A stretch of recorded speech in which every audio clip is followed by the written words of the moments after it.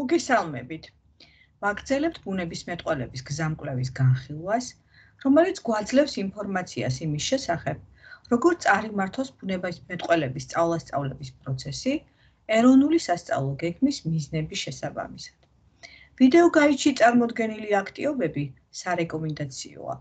იგივე პრინციპზე დაფუძნებით, თქვენ თავად შეგიძლიათ დაგეგმოთ სრულიად განსხვავებული შინაარსის აქტივობები და განახორციელოთ თქვენს კლასში მოსწავლეებთან ერთად.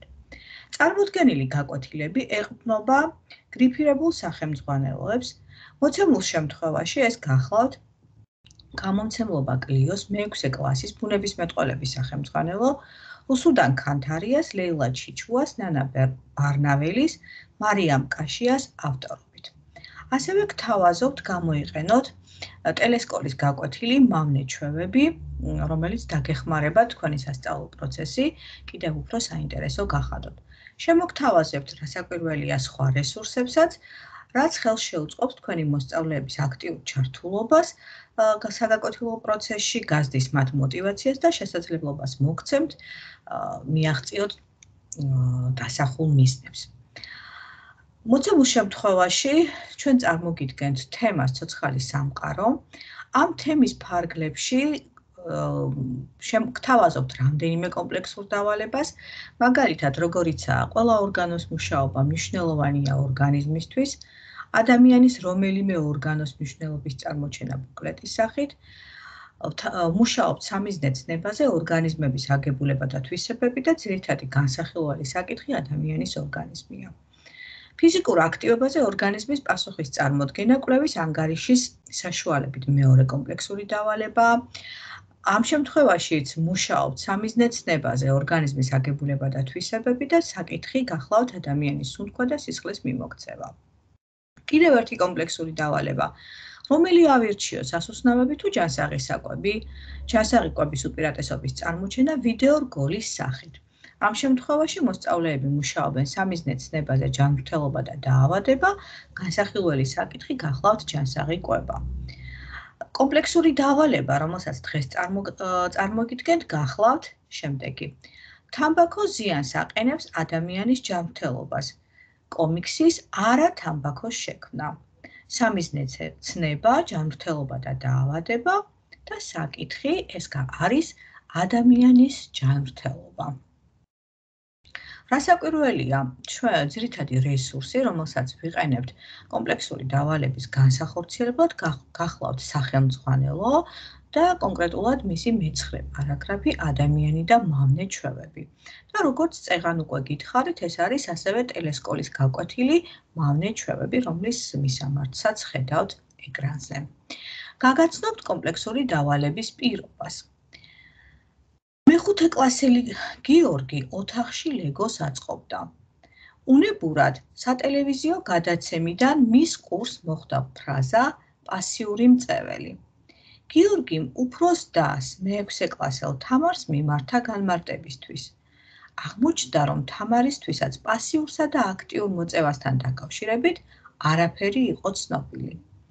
შენ გევალება გიორგის და თამარს აუხსნა პასიური და აქტიური მოწევის მავნე ზემოქმედება ადამიანის ჯანმრთელობაზე.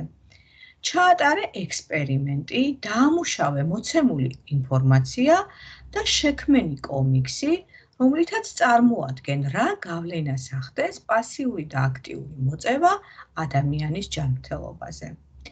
კომიქსის პრეზენტაციისას ხაზგასმით წარმოაჩინე. რა გავლენას ახდენს თამბაქოს კვამლით დაბინძურებული გარემო ადამიანის ორგანოთა ნორმალურ ფუნქციონირებაზე. მკვიდრი წარმოდგენა, მე-3 ჯანმრთელობა და დაავადება, სამიზნე ცნება. რატომაა მნიშვნელოვანი ჯანსაღი ცხოვრების წესის დაცვა დაავადებების თავიდან ასაცილებლად? მკვიდრი წარმოდგენა, მეორე ჯანმრთელობა და დაავადება გახლავთ სამიზნე ცნება. როგორც ხედავთ, ამ კომპლექსური დავალების ფარგლებში ჩვენ ვამუშავებთ საკითხს ადამიანის ჯანმრთელობა, ქვესაკითხი გახლავთ თამბაქოს მოქმედების გავლენა ადამიანის ორგანიზმზე, ხოლო ქვეცნებები, მავნე ჩვევები, პრევენცია. კომპლექსური დავალების პირობაში მქონდა შემოთავაზებული ორი ლინკი, მინდა რომ გაჩვენოთ ამ ლინკების შესაბამისი ინფორმაცია.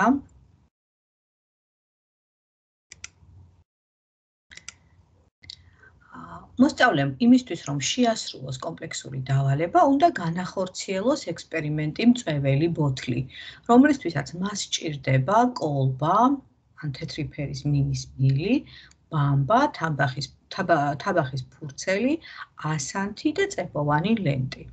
რასაკვირველია, აუცილებლად უნდა დაიცვას უსაფრთხოების ნორმები და ეს მითითებული არის თვითონ ინსტრუქციაშიც. ანუ, მოსწავლემ უნდა აიღოს კოლბა ან თეთრი ფერის მინის მილი, მოათავსოს ბამბის ფთილა, ბოთლის ყელზე წებოვანი ლენტით მიამაგროს რგოლად დახვეული თაბახის ფურცელი, ისე რომ ერთი ბოლო ბოთლის ყელისკენ იყოს მიმართული, ხოლო მეორე გარეთ. თავისუფალ ბოლოს ფრთხილად უნდა მოუკიდოს ცეცხლი ასანთით და დააკვირდეს ბოთლის ყელისკენ მიმართულ ბოლოს და ბოთლში მიმდინარე პროცესებს. დაკვირვების საფუძველზე უნდა შეავსოს ცხრილი, რას ხედავ, რატომ მოხდა ასე და იმსჯელოს, როგორ მიუსადაგებს რეალურ სისტემას თავის მიერ შექმნილ მოდელს. გარდა ამისა, პირობაში ასევე არის მითითებული ლინკი, რომელზეც მოცემული არის ინფორმაცია თამბაქოსა და ჯანმრთელობის შესახებ. აქ მოსწავლეები გაეცნობიან თამბაქოს სიგარეტში შემავალ ტოქსიკურ ნივთიერებას ნიკოტინს, ასევე გაეცნობიან 9 ფაქტს პასიური მოწევის შესახებ. როგორც უკვე ვთქვით,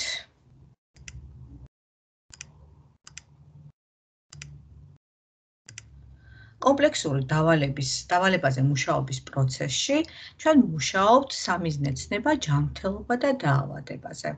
და მოსწავლეები გაყვავს მეორე და მესამე მკვიდრ წარმოდგენებზე. პირველი შეფასების კრიტერიუმი, რა გავლენას ახდენს თამბაქოს კვამლით დაბინძურებული გარემო ადამიანის ორგანოთა ნორმალურ ფუნქციონირებაზე, მოსწავლეს გაიყვანს მესამე მკვიდრ წარმოდგენაზე, რომ გარემოს დაბინძურება გავლენას ახდენს ადამიანის ჯანმრთელობაზე და რატომაა მნიშვნელოვანი ჯანსაღი ცხოვრების წესის დაცვა დაავადების თავიდან ასაცილებლად, ამ კითხვაზე პასუხით ჩვენ ვნახავთ რა წარმოდგენა აქვს ჩამოყალიბებული ჩვენს მოსწავლეს ამ საკითხთან მიმართებაში და გავდივართ სამიზნეცნების მეორე მკვიდრ წარმოდგენაზე. ჯანსაღი ცხოვრების წესის დაცვა მნიშვნელოვანია ჯანმრთელობის შენარჩუნებისთვის. თქვენ ხედავთ სქემა, სადაც გამოსახულია ცოდნის კონსტრუირების პროცესი, კომპლექსურ დავალებაზე მუშაობის პროცესი. როგორც ხედავთ, მუშაობა იწყება კომპლექსური დავალების პირობის გაცნობით, რაც ძალიან მნიშვნელოვანი ეტაპია. მოსწავლემ უნდა კარგად გაიაზროს კომპლექსური დავალების პირობა და მკაფიო წარმოდგენა შეექმნას იმაზე, თუ რა შემოქმედებითი პროდუქტი უნდა შექმნას კომპლექსური დავალებაზე მუშაობის პროცესში. ბოლოს სვეტში მოცემული გვაქვს სამიზნეცნება, ეროვნული სასწავლო გეგმით განსაზღვრული შედეგი და მკვიდრი წარმოდგენები. ეს რასაკვირველია ძალიან მნიშვნელოვანია, იმიტომ რომ რესურსებით, აქტივობებით, რომელსაც დავგეგმავთ და განახორციელებთ, არის საჭირო სწორედ იმისთვის, რომ მოსწავლეები საბოლოო ჯამში გავიყვანოთ გრძელვადიან მიზნებზე, ანუ კერძოდ ჩამოუყალიბდეთ სამიზნეცნების მკვიდრი წარმოდგენები და გავიდნენ ეროვნული სასწავლო გეგმით განსაზღვრულ შედეგებზე. რასაკვირველია, კომპლექსურ დავალებაზე მუშაობის პროცესში უნდა გამოვიყენოთ რესურსები სახელმძღვანელოდან, დამატებითი საინტერესო რესურსები, დავგეგმოთ საინტერესო აქტივობები, რათა უზრუნველყოთ მოსწავლეთა ჩართვა საკვეთილო პროცესში და მუშაობთ ამ დროს ქვეცნებებზე, ქვესაკითხებზე და საბოლოო ჯამში მოსწავლეები გაყვავს სამიზნეცნებაზე, სამიზნეცნების მკვიდრ წარმოდგენებზე და ეროვნული სასწავლო გეგმით განსაზღვრულ შედეგებზე. მოცემულ შემთხვევაში მუშაობა დაგეგმილია ორ ეტაპად. ანუ პირველი ეტაპი, როგორც უკვე ვთქვით, ეს არის კომპლექსური დავალების პირობის გაცნობა. მეორე ეტაპზე გვაქვს ორი ნაბიჯი.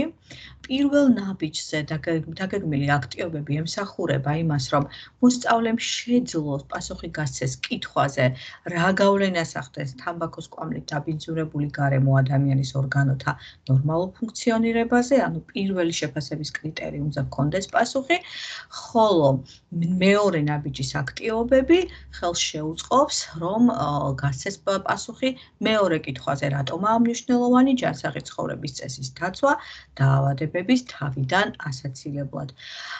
სულ აი ამ მეორე ეტაპზე ჩვენ გვაქვს 4 გაკვეთილი, ანუ 2 ნაბიჯი და 4 გაკვეთილი. საბოლოო ჯამში მოსწავლემ უნდა გასცეს პასუხი საკვანძო კითხვაზე, როგორ წარმოვაჩენ კომიქსის საშუალებით თამბაქოს მოხმარების გავლენას ადამიანის ორგანიზმზე. ეს არის საკვანძო შეკითხვა, რომელიც მუდმივად უნდა იყოს მოსწავლის წინაშე და იფიქროს, როგორ მოახერხებს სწორედ კომიქსის საშუალებით თამბაქოს მოხმარების გავლენის წარდგენას თანაკლასელებისთვის. მოდით უფრო დაწვრილებით განვიხილოთ თითოეული ეტაპი. პირველ ეტაპზე, როგორც უკვე ვთქვით, ხდება მოსწავლებისთვის კომპლექსური დავალების პირობის გაცნობა და შემოქმედებით პროდუქტზე მსჯელობა. ანუ ძალიან მკაფიოდ, ნათლად უნდა წარმოვუდგინოთ მოსწავლეებს, განვუმარტოთ კომპლექსური დავალების პირობა და ვიმსჯელოთ კომიქსის შესახებ, რომელიც წარმოადგენს მოცემულ შემთხვევაში შემოქმედებით პროდუქტს. ამისთვის ჩვენ დაგვჭირდება რასაკვირველია გარკვეული რესურსები და ვიყენებთ კომიქსები ან ჟურნალს, ანიმაციურ ფილმს იმისთვის, რომ შეადარონ მოსწავლეებმა ერთმანეთს ანიმაციური ფილმი და კომიქსი და მათ შორის განსხვავება ნახონ და ვიყენებთ რესურსად პროგრამა Canva.com-ს, სადაც შესაძლებელია სწორედ მოსწავლეებმა გააკეთონ საინტერესო კომიქსი. შემიძლია წარმოგიდგინოთ ეს რესურსები. მაგალითად, ვთავაზობთ მოსწავლეებს ანიმაციურ ფილმს მეფე ლომი, რომელიც მათთვის ძალიან საინტერესო და ნაცნობია და ვთხოვთ, რომ შეადარონ კომიქსებს. მაგალითად, კომიქსის ნიმუში შეიძლება ვაჩვენოთ აი Canva.com-ის საშუალებით და ასევე ავუხსნათ, როგორ შეიძლება იმუშაონ ამ პროგრამაში, რათა წარმოადგინონ კომიქსი. რასაკვირველია არ ვზღუდავთ, შეუძლიათ კომიქსის სხვა პროგრამის საშუალებითაც წარმოაჩინოთ, მაგრამ როგორც ერთ-ერთი ვარიანტი ვთავაზობთ ამ პროგრამას.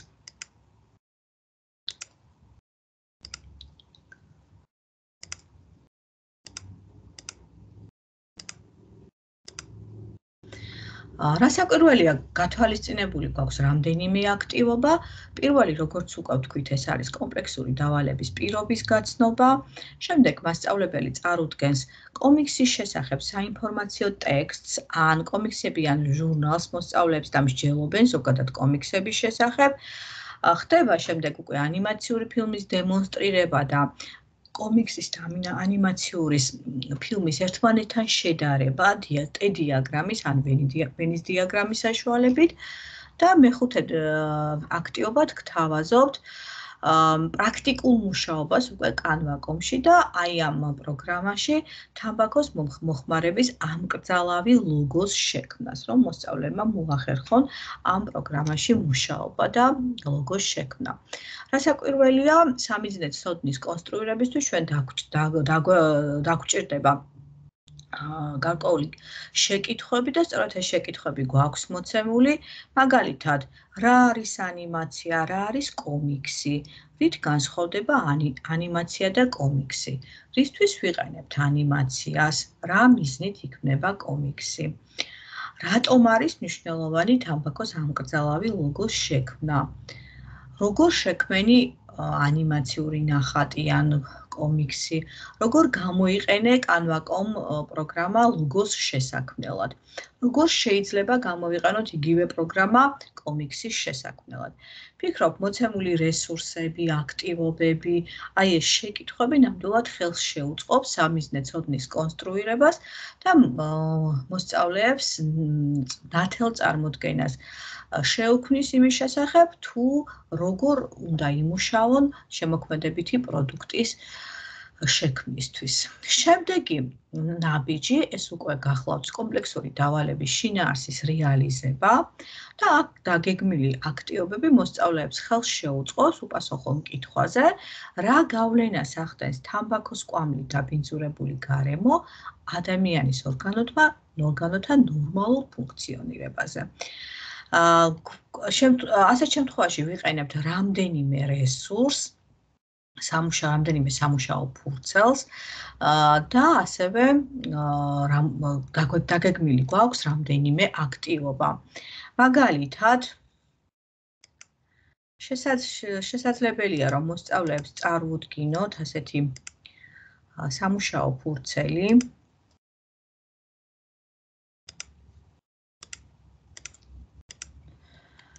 სამუშაო ფურცელი პირველი, სადაც მოცემული არის ჯანმრთელი, უბრალოდ არამწეველი და მწეველი ადამიანის ფილტვები და ვთხოვოთ მოსწავლეებს იმსჯელონ, რამ გამოიწვია ეს ცვლილებები მწეველი ადამიანის ფილტვებში. მეორე აქტივობის განხორციელებისას მოსწავლეები მასწავლებლის ფასილიტაციით ქმნიან ასოციაციურ რუკას იმის შესახებ, თუ რომელი ორგანოები ზიანდება თამბაქოს მოხმარებით და მათ ნათელი წარმოდგენა ექნებათ, რომ აქ მხოლოდ ფილტვებზე არ არის საუბარი და სხვა ორგანოებზეც მოქმედებს თამბაქო და იწვევს სხვადასხვა დაავადებებს. მესამე აქტივობისას მასწავლებელი მოსწავლეებს თავაზობს იმუშაონ სამუშაო ფურცელ 2-ზე, დაამუშავონ ტექსტი და შეავსონ შესაბამისი ცხრილი.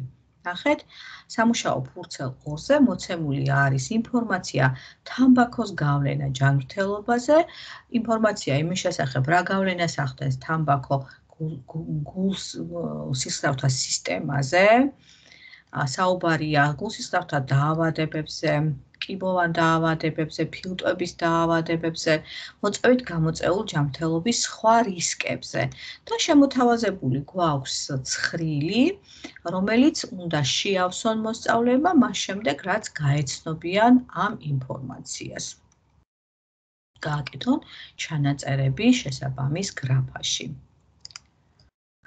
მეოთხე აქტივობა გახლავთ სიგარეტის და მისი კვამლის შემადგენლობის განხილვა საზიანო მოქმედების თვალსაზრისით და ამისთვის მოსწავლეებს თავაზობთ სამუშაო ფურცელ 3-ს, სადაც არის მოცემული თამბაქოს ბოლის შემადგენლობა და მოსწავლეები მსჯელობენ, რა ნივთიერებებს შეიცავს თამბაქოს ბოლი და რატომაა სწორედ საშიში ნიკოტინის თამბაქოს გამოყენება ადამიანის ჯანმრთელობისთვის.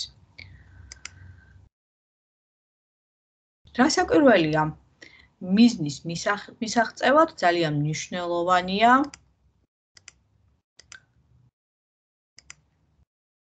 ის კითხვები, რომელიც დაგვეხმარება მოსწავლეები გავიყვანოთ სასურველ შედეგებზე, მაგალითად, რა შეიძლება იყოს ილუსტრაციაზე გამოსახული მარცხენა ფილტვის ცვლილების მიზეზი, ვეკითხებით მოსწავლეებს, როდესაც წარვუდგენთ ილუსტრაციას, სადაც გამოსახული არის მწეველი და არამწეველი ადამიანის ფილტვები.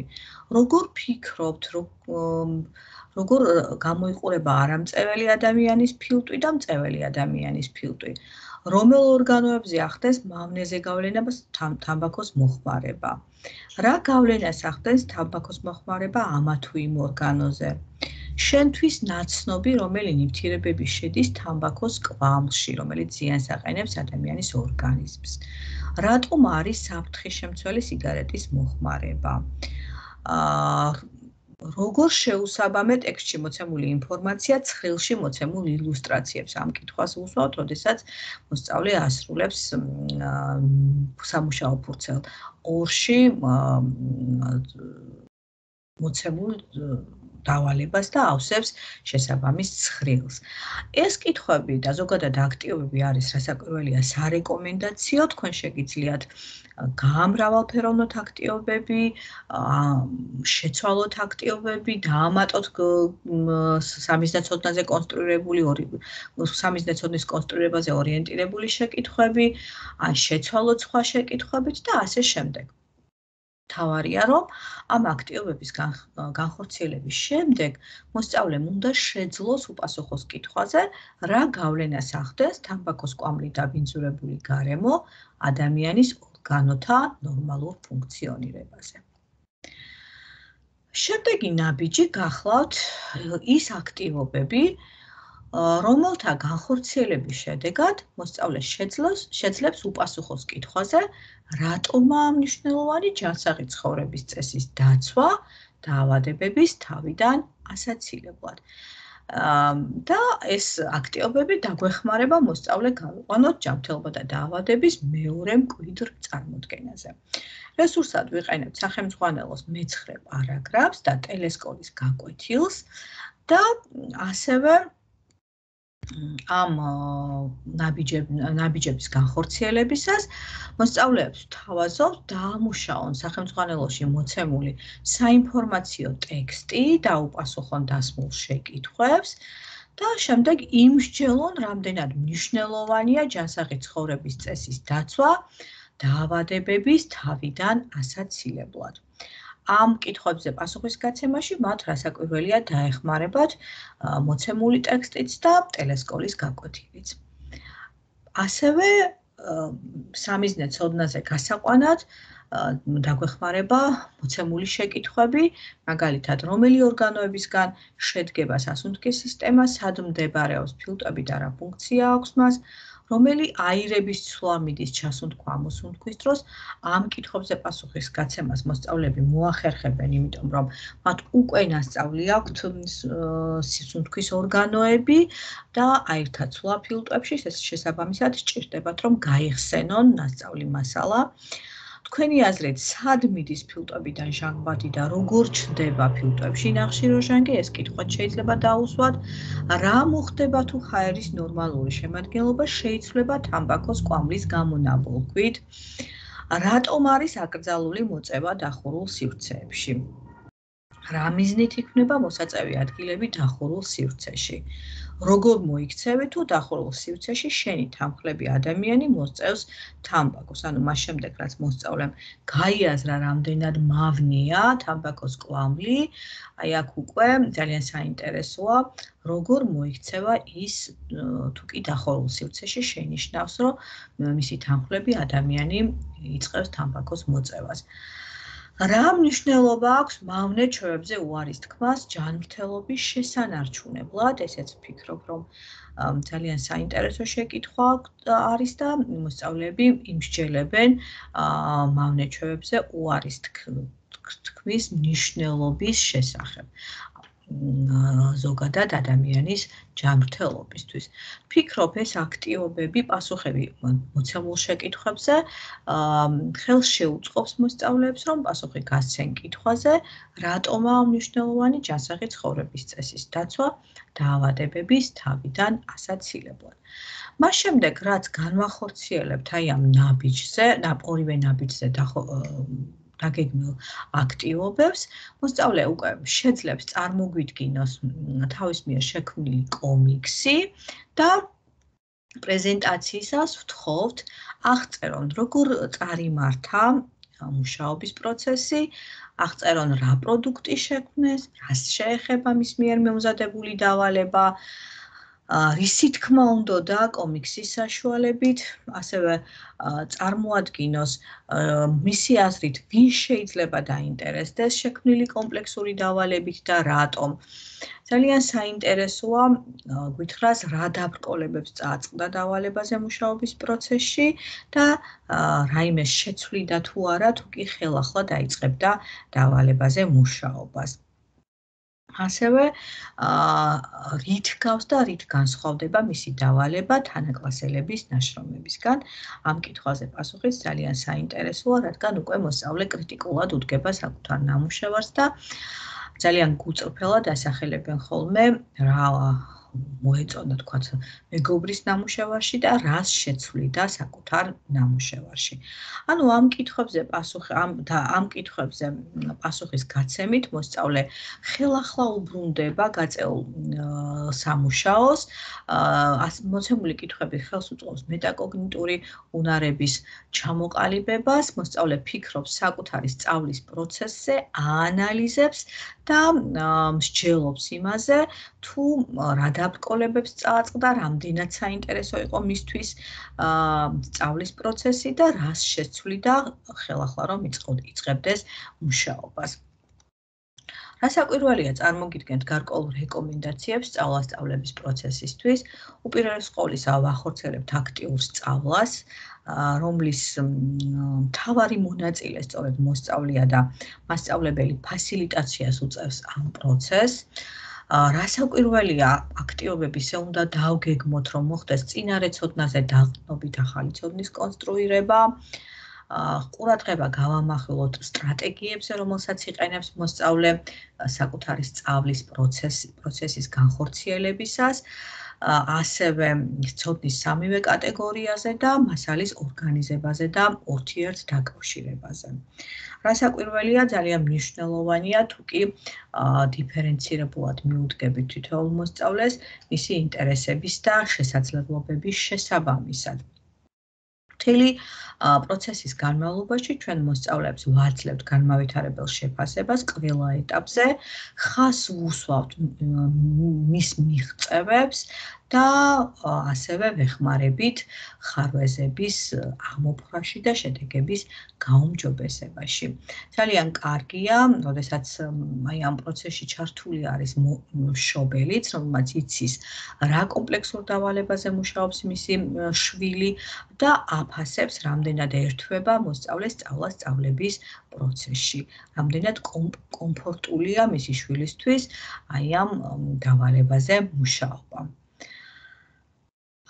ეს იყო ის რისი წარმოდგენაც მინდოდა დღევანდელ ვიდეო გაიდში. კითხვების შემთხვევაში შეგიძლიათ მომმართოთ ტელეფონზე, რომელსაც ხედავთ ეკრანზე, ან მომწეროთ ელექტრონულ პოსტაზე. მე შეძლების დაგვარად გიპასუხებთ ყველა დასმულ შეკითხვაზე. წარმატებებს გისურვებთ, დიდი მადლობა ყურადღებისთვის.